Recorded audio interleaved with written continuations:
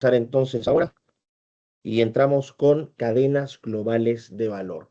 Entonces quiero que cambien un poco el chip. Estábamos hablando de las empresas, ¿no? De los túneles de desarrollo de proyectos, del modelo de innovación abierta, sexta generación. Y ahora olvídense de las empresas y vamos a hablar de estructuras de comercio internacional. ¿Ok? Ya no es la empresa la unidad, sino estamos hablando de un esquema de estructura de comercio y producción internacional.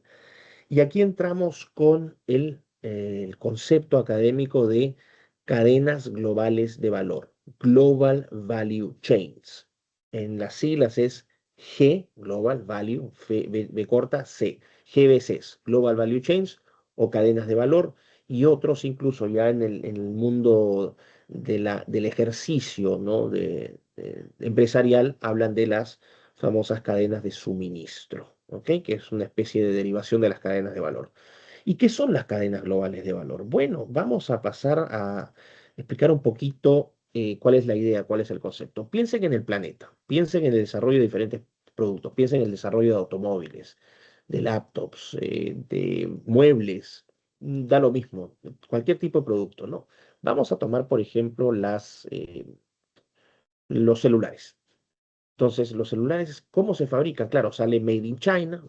¿Por qué China? Porque es mano de obra barata. Entonces, las grandes empresas tecnológicas del mundo han migrado sus empresas, ¿no? de manufactura a países como China. O incluso también en el caso del fenómeno de las maquiladoras en el norte de México, de empresas estadounidenses, que por costo más barato de mano de obra instalan su planta de producción en países como México. Piensen entonces en el celular. Dice, sale Made in China. Ok, hecho en China. Pero ese celular está compuesto de miles de partes. Muchas partes son tangibles, tocables, pero la definición de tecnología, recuerden, no solamente es la dimensión física, el aparato, sino el conocimiento que se necesita para fabricarla y también el conocimiento que se necesita para utilizarla. El celular va a tener partes de metal. Bueno, ¿de dónde se obtuvo ese metal? ¿No? Ese aluminio o ese acero, de dónde se obtuvo el silicio, de dónde se obtuvo las baterías de litio, de dónde se extrajo el litio. Entonces se van a dar cuenta que, el litio puede haber venido de Argentina o de Chile o de Bolivia, el acero pudo haber venido de Brasil o de Rusia, las diferentes partes, ¿no? Algunos circuitos o chips han sido traídos de Taiwán, que es, ¿no? la gran meca de la producción de chips. Más del 90% de la producción de chips del mundo proviene de Taiwán. Ya están viendo Chile, Argentina, Brasil, Taiwán, probablemente otras partes vengan de Alemania. El know-how, el software viene de los Estados Unidos, de la empresa Apple, que está en Cupertino, en California, y ¿no? Van armando diferentes líneas que confluyen en China, que es donde finalmente el producto se ensambla.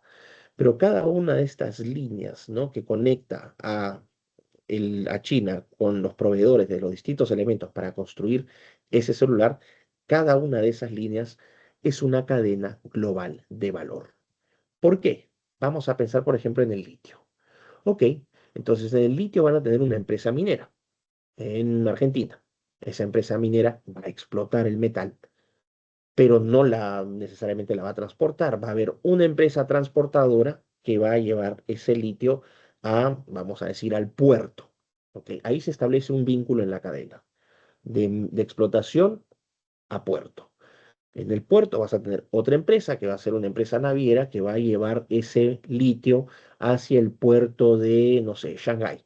Llegas a Shanghái y en Shanghái va a haber otra empresa que va a recibir ese metal, ¿no? Entonces, desde el puerto de Argentina hasta Shanghái, China, tienes otro vínculo de esa cadena. De la mina al puerto en Argentina, del puerto de Argentina al puerto en China, otra línea en la cadena. Intervienen otros agentes, ahí va a haber una empresa de transportes, probablemente China, que va a llevar ese cargamento a la planta de producción en otra ciudad de China. Bueno, ahí obviamente eso es una simplificación, pero esa es una cadena de valor, ¿no? ¿Por qué? Porque van a ver que hay diferentes nodos que están en diferentes geografías y que lo que están haciendo es cada una se está especializando en una parte del transporte y después de la producción.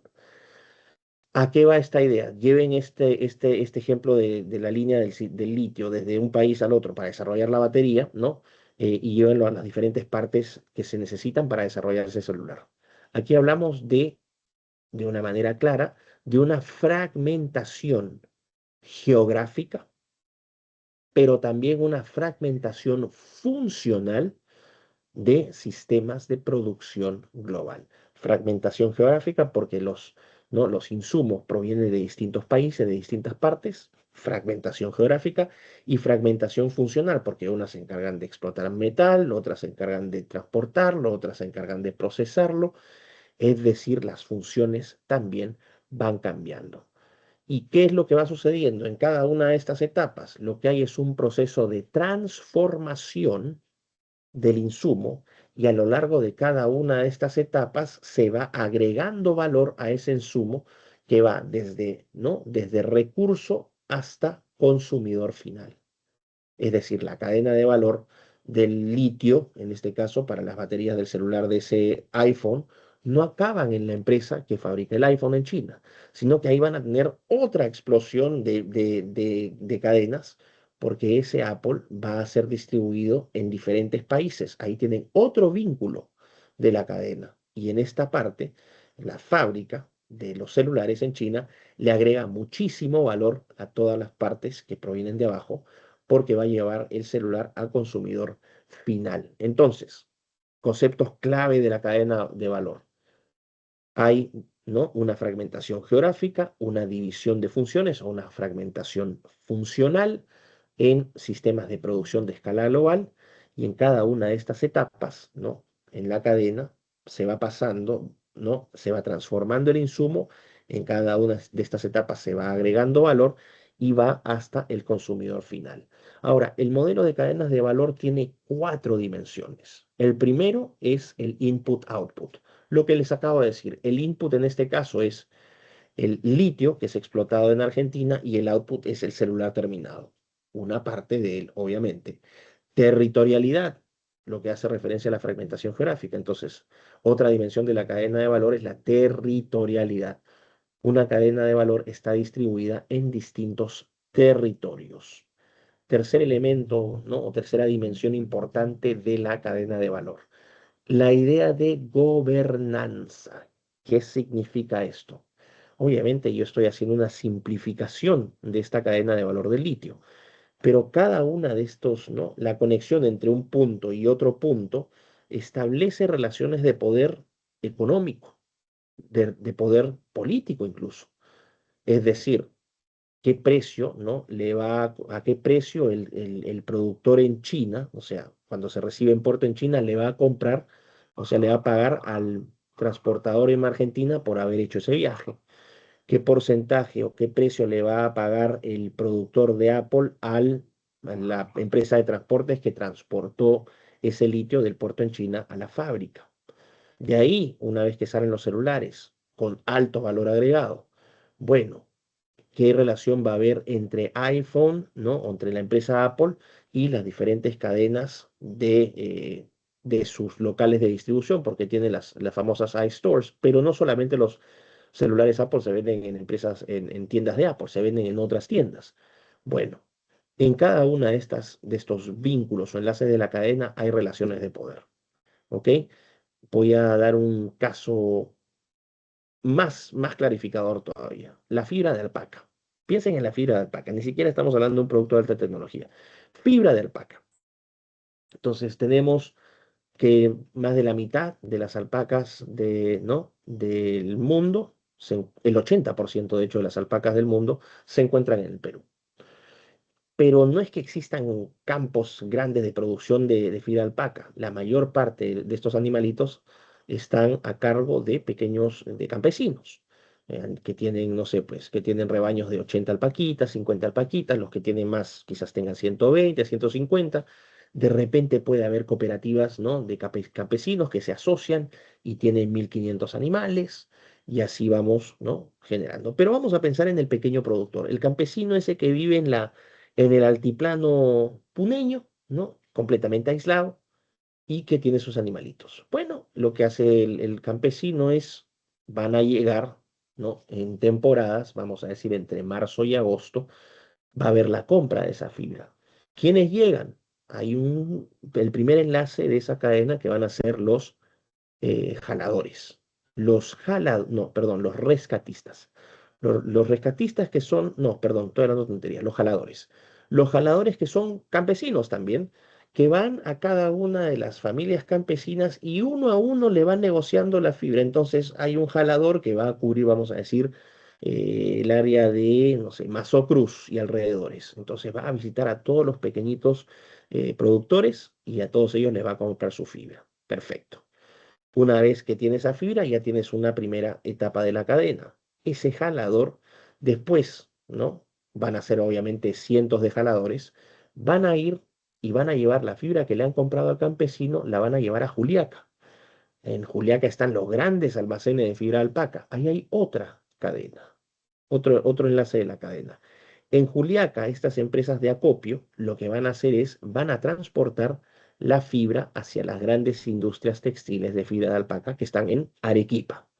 Entonces pienso, por ejemplo, en Mitchell y compañía, pienso en Incatops, que es otra empresa importante. Bueno, y finalmente ese comerciante, ¿no? Ese gran almacenador en Juliaca va a vender la fibra a las grandes empresas textiles. Y ahí no acaba. Estas empresas textiles en Arequipa van a fabricar diferentes productos. Van a hacer ovillos de fibra de alpaca, van a hacer bolsos, van a hacer jerseys, van a hacer un montón de productos y esos productos se agregan a otro eslabón de la cadena, porque esos productos van a ir a mercados en Europa, en Japón, y cuando lleguen, por ejemplo, al Japón, no es que apenas llegan, ahí queda la cosa. No, la empresa que recoge esa fibra después la va a distribuir a diferentes boutiques o tiendas de ropa exclusiva en Tokio, en Osaka, y ahí tienen otras líneas de producción. Fíjense, el insumo, el famoso input-output, desde fibra de alpaca hasta chompa de baby alpaca, que va a estar vendiéndose en una tienda exclusiva de ropa en Tokio. Y en cada una de estas etapas, ¿no? Se va transformando el producto y se va agregando valor. Piensen, por ejemplo, que una libra, es decir, una libra es que menos de medio kilo, un poquito más de medio kilo de fibra de alpaca, ¿no? Por eso se paga aproximadamente 10, 12 soles, 15 soles por libra a campesino.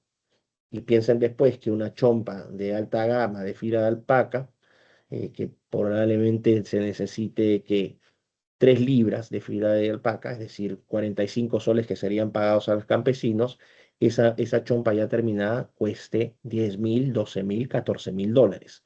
Se dan cuenta, en cada uno de los eslabones se va procesando la fibra y se va agregando valor, pero la brecha entre el input y el output es muy grande. Esas relaciones de poder son las que se encarga la gobernanza. En este caso, ¿cuál sería la gobernanza? Para que entiendan el ejemplo de la fibra de alpaca.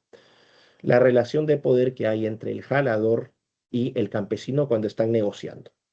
Resulta que, a diferencia de otros productores, los productores de fibra de alpaca no son precio oferentes. Ellos no determinan el precio de a cuánto van a venderle la fibra al jalador. Los jaladores, los rescatistas y estas grandes almacenes en Juliaca trabajan para las grandes empresas textiles en Puno, perdón, en Arequipa. Y son las empresas textiles en Arequipa las que determinan el precio que van a pagar por temporada por libra de alpaca. Es decir, los campesinos terminan siendo precio aceptantes. Eso, ¿por qué son precios aceptantes? Porque si el jalador que va de parte de la empresa textil no le compra o no hay un jalador que le compre esa fibra, ¿a quién se la vende el campesino? El campesino está en una posición de desventaja enorme porque está aislado y no tiene poder para negociar. Termina siendo precio aceptante. Eso es gobernanza, las relaciones de poder entre comprador y vamos a decir vendedor. ¿Ok? Y todo esto va a ir a la otra dimensión, que es a la cuarta dimensión de la cadena de valor, que son las instituciones. Ya ustedes han visto eso, formales e informales. Bueno, ¿cómo se negocia? En el mundo de la fibra de alpaca, obviamente estamos hablando de una gran cantidad de instituciones informales, es decir, las relaciones personales son muy importantes, no hay una ley necesariamente que sancione, el Estado no está ahí para sancionar a los jaladores que abusan, ¿no? En el precio, por ejemplo, de compra. Es una relación donde, vamos a decir, la informalidad funciona. Pero en el mercado del litio, ahí sí tenemos instituciones formales. Hay un precio internacional del litio, tiene que tener ciertos estándares de pureza, tiene que pasar por ciertos controles y estándares de calidad, debe ser transportado de cierta manera, tiene que llegar en determinada condición a los puertos finales, etcétera, etcétera, etcétera. Las instituciones pueden ser formales o informales y van a regular esa dimensión de gobernanza de la cadena. Ahora, entonces, gobernanza, ¿qué vendría a ser? En términos sencillos, son los procesos, ¿no? De coordinación en las actividades de producción y comercialización de una cadena de valor. La gobernanza es básicamente la coordinación entre productores, compradores, vendedores. ¿Ok? ¿Qué relaciones existen entre todos estos agentes? Ahora, obviamente, como hemos visto, que en cada, ¿no? Este es el nivel uno de la cadena, aquí el nivel 2, aquí el nivel 3 y para arriba, en cada una de estas etapas se agrega valor. Es decir, el producto se va transformando y se va agregando valor. Bueno, la pregunta aquí sería, ¿cómo se distribuyen, ¿no? Las rentas?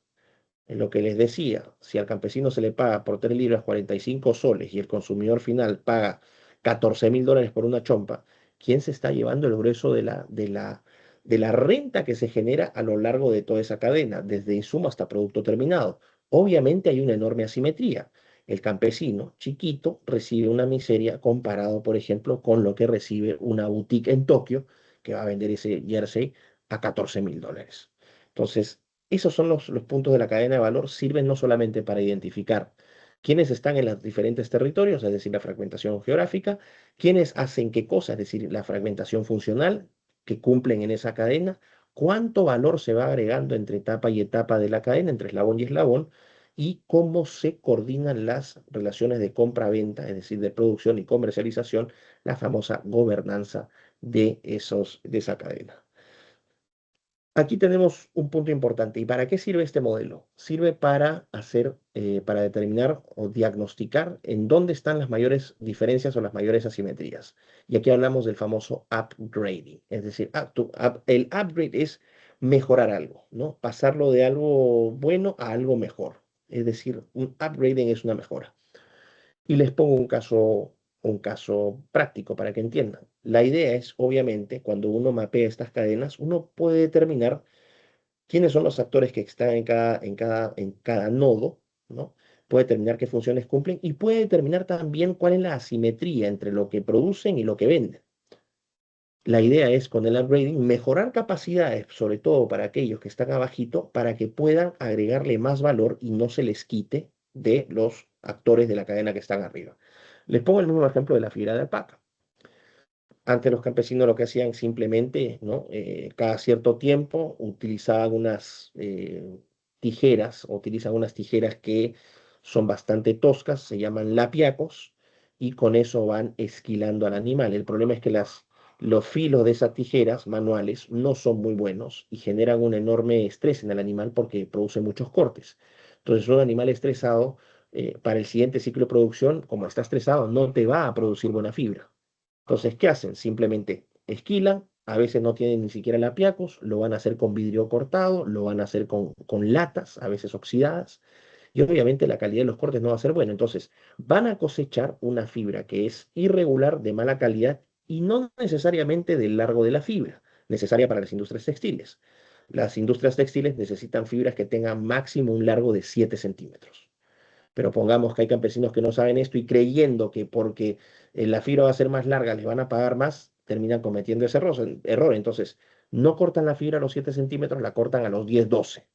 Y cuando llegue el jalador y ve esta fibra tan larga, va a decir, oye hermano, esta fibra no me sirve porque no le sirve a la industria textil. Necesitas que sea de siete centímetros. Entonces, bueno, los campesinos como no saben, están, ¿no? a merced de las condiciones que le imponga el jalador. No solamente eso, no solamente es que cosechan la fibra, sino que no la categorizan. Una queda blanca y las de color todas mezcladas, no determinan, ¿no?, grosor. Van a decir, bueno, estos son de animales jovencitos, estos son de animales mayores, pero la clasificación no es la mejor. Y no solamente eso, una vez que tienen la fibra ahí, ¿no?, ya cosechada, mal clasificada, mal categorizada, la empaquetan pésimo, con malas condiciones, esa fibra va a estar con, ¿no?, con excrementos o con barro, entonces eso va a alterar el precio, porque obviamente ellos creyendo, ¿no? En muchos casos le metían tierra a los fardos para que agarrara más peso, pero los compradores se daban cuenta, entonces penalizaban la fibra sucia. Y uno dice, por todas estas razones al campesino se le termina penalizando en el precio. ¿Qué significa hacer upgrading? Que llegue, ¿no?, capacitadores a las comunidades campesinas para que capaciten a los campesinos, por ejemplo, a cómo cortar la fibra. De repente les dicen, oye, te vamos a dar esta máquina para que ya no lo esquiles con vidrio, sino que lo esquiles con esta máquina donde ¿no?, la cosecha va a ser mucho más fina, más parejita, mejor calidad. No solamente te vamos a enseñar a esquilar al animal, te vamos a enseñar a clasificar. Entonces clasifica entre razas, si es suri o si es huacaya. La fibra blanca ponla acá, la fibra marrón ponla acá, la fibra gris ponla acá, la fibra negra ponla acá. Y empaquétala de esta manera. La pones bonita, bien empaquetadita, bien clasificada, bien etiquetada, cosecha tanto, del día tanto, animal tanto, y así, solamente con esas cositas, ya no le vendes una porquería homogénea al jalador, sino que le estás vendiendo, obviamente, un producto mejor empaquetado. No solamente eso, hay un upgrading que también sería organizacional. Le dices al campesino, mira, ¿sabes qué? Estás solo, no puedes negociar. Aquí cerca, ¿no?, por esta parte donde vives, hay otros campesinos, ¿por qué no se asocian? Y en vez de vender individualmente, forman una cooperativa y no sé, pues son 50 campesinos y ya tienen una cooperativa. Entonces, ya no van a necesitar negociar con el jalador, porque el jalador no va a tener cómo transportar esa fibra. Ya, vamos a decir, negocias directamente con el rescatista. Entonces ya cortaste un intermediario, ¿no?, porque ya tienes más volumen y ya puedes venderla a más precio porque ya la estás vendiendo mejor categorizada, mejor cortada y mejor clasificada. A eso se le llama upgrading. Entonces, el campesino ya no va a recibir 15 soles por fibra, ahora va a recibir 28 soles por fibra. Hiciste un upgrading, una mejora, mejoraste sus capacidades y eso va a disminuir la brecha, la asimetría entre los distintos miembros de la cadena de valor. Idealmente, incluso cortar a algunos intermediarios que te generan sobrecostos que tú terminas absorbiendo. Espero que hasta ahora se esté entendiendo. Ok, entonces, la gobernanza, ya les dije, es la coordinación de actividades de comercialización y producción entre actores de una cadena con asimetría de poder, donde los compradores obviamente van a tener más poder y los productores menos poder. Al ejemplo de la fibra de alpaca, piensen por ejemplo en los productores de plátano, también la misma, muy parecido, ¿no? Los compradores tienen mucho poder y determinan el precio en el cual compran. Piensen en diferentes industrias del sector primario, industrial, ¿no? De recursos naturales, que es la gran realidad del Perú. Ahí el desafío es agregarle valor en la parte baja de la cadena, ¿ok? Ahora, ¿qué tipo de gobernanza hay? No todas son iguales. La ideal es la gobernanza de mercado, que es la que ocurre en países con, vamos a decir, órdenes de acceso abierto y órdenes de acceso limitado maduro. Si es que recuerdan las clases ¿no?, de economía política del modelo de Douglas North.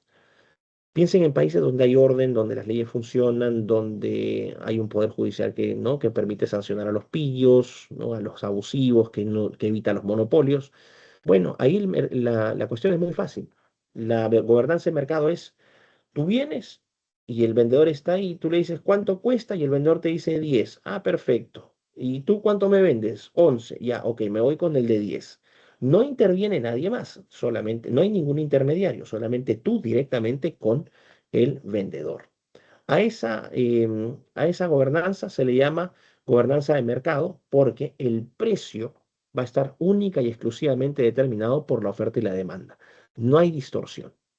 Es un mercado, vamos a decir, libre entre comillas, donde la oferta y la demanda determinan el precio, menos intermediarios. Este es el modelo de gobernanza ideal. Hacia esto deberíamos llegar.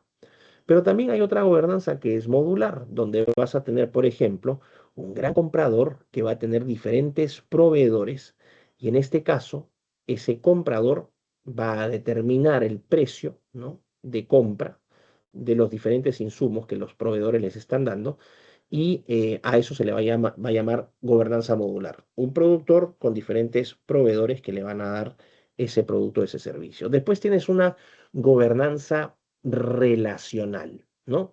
Aquí son cadenas de valor culturalmente complejas, basadas en reputación y mutuo beneficio. Pensemos, por ejemplo, en la industria del vino, ¿no? Las relaciones que hay entre las viñas, ¿no?, entre los productores de vino y quienes les compran el vino. Muchas de esas personas son amigos, comparten ¿no?, el hábito de tomar vino y el placer del vino y la industria del vino y son fanáticos del vino. Bueno, las relaciones ahí no son simplemente de compra-venta, sino que hay una cuestión reputacional o relacional. La gente se conoce y eso facilita mucho la transacción económica dentro de una cadena. La cautiva, ya les expliqué, tienes productores que son tan pequeñitos y tan fragmentados que van a aceptar las condiciones que les sean impuestas. Son productores que no tienen ningún poder de negociación, por lo tanto, no pueden ellos determinar el precio de venta de su producto. Se les determina desde arriba. Y por eso son cautivos, no tienen nada que hacer, porque si no aceptan esas condiciones, nadie más les compra su producto. Y finalmente la gobernanza jerárquica, que es la que se ve, por ejemplo, en las grandes empresas, ¿no?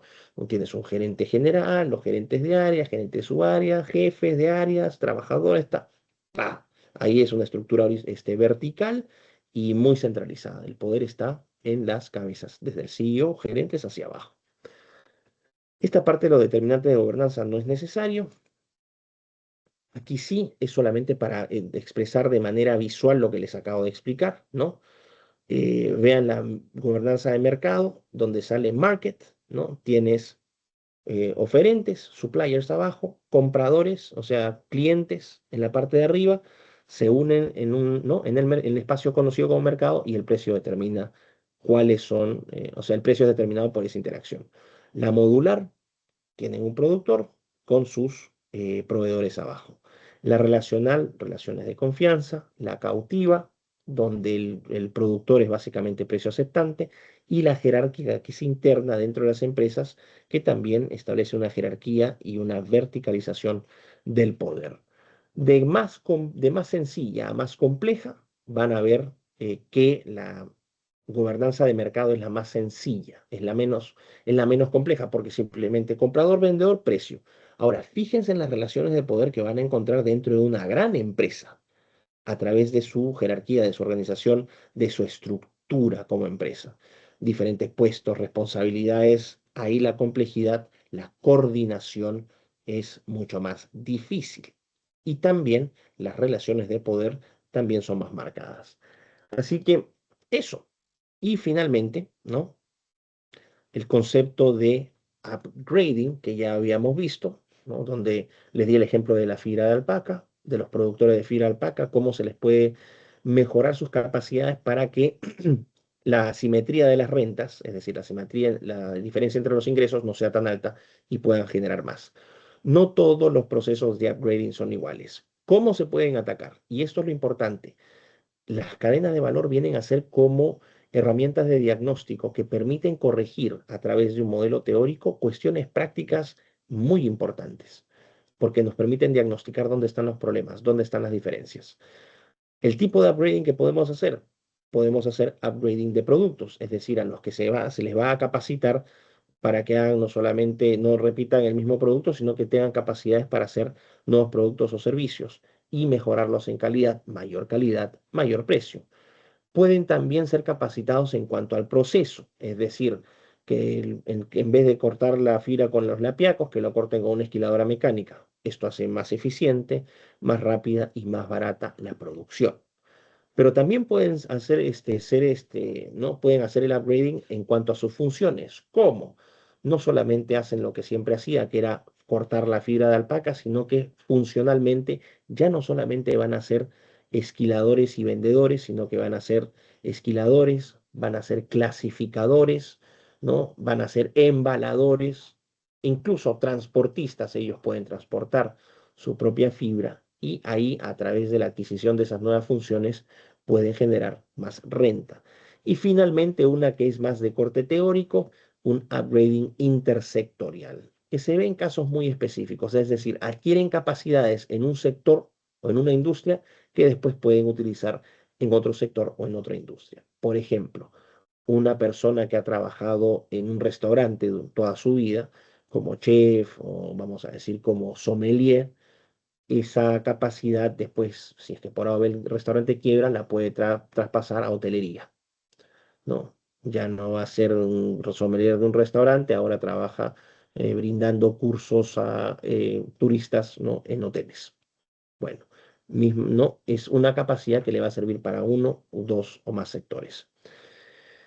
Y eso vendría a ser entonces, ya para ir cerrando la idea de cadena de valor, entienden entonces que son, ¿no? Diferentes eslabones que van pasando desde el insumo hasta el producto final, el input-output, en diferentes territorios, donde se va agregando valor en cada una de estas etapas, donde las relaciones entre cada una de estas etapas son relaciones de poder que determinan quién gana cuánto y quién produce cuánto. Y para mejorar eso, ¿no? O sea, para coordinar todo eso, estamos hablando del concepto de gobernanza, que es la coordinación de actividades de producción y comercialización. Y todo eso dentro de un marco institucional. Puede ser instituciones formales o instituciones formales. Hasta ahí todo bien. Tenemos el concepto de gobernanza. Una vez que tenemos o determinamos una cadena, podemos identificar los puntos flacos, dónde están siendo generadas las mayores asimetrías de poder, es decir, las diferencias en las rentas. Y ahí entramos con el concepto de upgrading. ¿Cómo podemos hacer el upgrading para los que están más abajo de la cadena? A través del producto, de proceso, funcional o intersectorial. Y una vez que hagan el upgrading, van a disminuir la brecha de poder con aquellos que están más arriba de la cadena y van a generar más rentas. Esa es la idea de cadena de valor. Espero que les haya quedado claro. ¿Alguna pregunta? Con toda confianza, porque ya con esto terminamos. Innovación abierta, cadenas de valor. Estamos listos. ¿Alguna pregunta? ¿Alguna duda? Con toda confianza. Sí, profesor, yo tengo una. Dale, dale. Sí, o sea, al principio, el momento en el que dijo sobre que el campesino era el que cuidaba la alpaca y que una vez la alpaca era vendida, el material de la alpaca era vendido a otro La lugar fibra. fuera del país, Ujú, ahí la empresa que consiguió el material terminaría ganando más que el campesino. ujú, ujú. Entonces, pero ¿sabes si hay sabes si habrá alguna forma de que el campesino pueda ser mejor pagado? Bueno, es lo que acabo de decir, ¿no? El upgrading. O sea, ya no solamente te dedicas a cosechar la fibra, sino que se le enseña al campesino a clasificarla por color, por diámetro, a empaquetarla mejor, ¿no? A etiquetarla bien para que esté todo claro, para aislarla, vamos a decir, de lluvia o de contaminación. Eso es upgrading. Esa es una forma de darle al campesino más herramientas para que pueda generar más ingresos. Walter, adelante.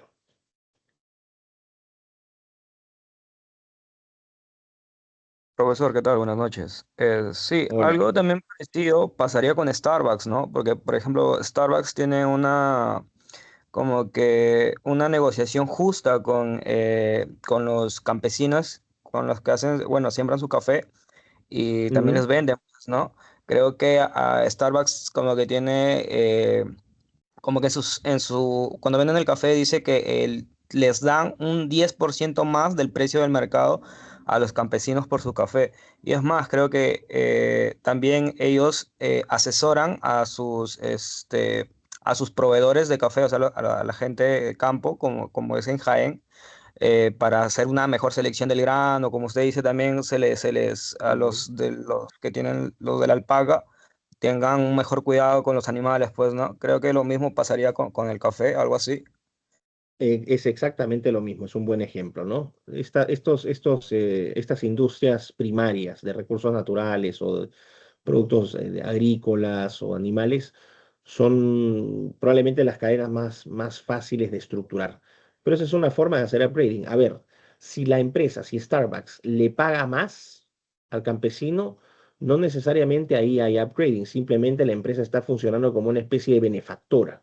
Lo ideal no es eso, lo ideal es hacer lo segundo, capacitar al productor del café para que sepa seleccionar mejor su grano, para que sepa reaccionar frente a, por ejemplo, plagas, para que sepa clasificar mejor, para que sepa regar mejor su terreno, utilizar diferentes tipos de fertilizantes o tostarlo mejor, es decir, empaquetarlo mejor, clasificarlo mejor.